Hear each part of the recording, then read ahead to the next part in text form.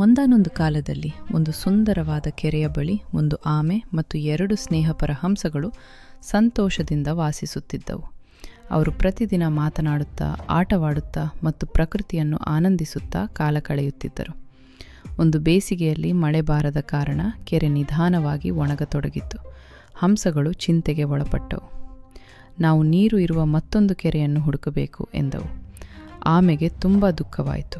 ನಾನು ನಿಮ್ಮಂತೆ ಹಾರಲು ಸಾಧ್ಯವಿಲ್ಲ, ನಾನು ಹೇಗೆ ಬರುತ್ತೇನೆ ಎಂದು ಕೇಳಿತು. ಹಂಸಗಳು ಸ್ವಲ್ಪ ಯೋಚಿಸಿ ಒಂದು ಚತುರ ಉಪಾಯ ಮಾಡಿತು.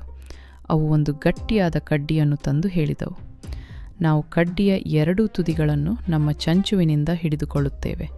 ನೀನು ಮಧ್ಯಭಾಗವನ್ನು ಬಾಯಿಯಿಂದ ಬಿಗಿಯಾಗಿ ಕಚ್ಚಿಕೊಳ್ಳಬೇಕು, ಆದರೆ ಒಂದು ಮಾತು ಕೂಡ ಮಾತನಾಡಬಾರದು. ಆಮೆ ಸಂತೋಷದಿಂದ ಒಪ್ಪಿತು. ಸ್ವಲ್ಪ ಸಮಯದ ನಂತರ 2 ಹಂಸಗಳು ಆಮೆಯನ್ನು ಕಡ್ಡಿಯ ಸಹಾಯದಿಂದ ಆಕಾಶದಲ್ಲಿ ಹಾರಿಸಿಕೊಂಡು ಹೋದವು. ಅವು ಹಳ್ಳಿಗಳ ಮೇಲಿಂದ ಹಾರುವಾಗ ಜನರು ಆಶ್ಚರ್ಯದಿಂದ ನೋಡತೊಡಗಿದರು. ಅಯ್ಯೋ, ಹಾರುತ್ತಿರುವ ಆಮೆ ನೋಡಿ ಎಂದು ಜನರು ಕೂಗಿದರು.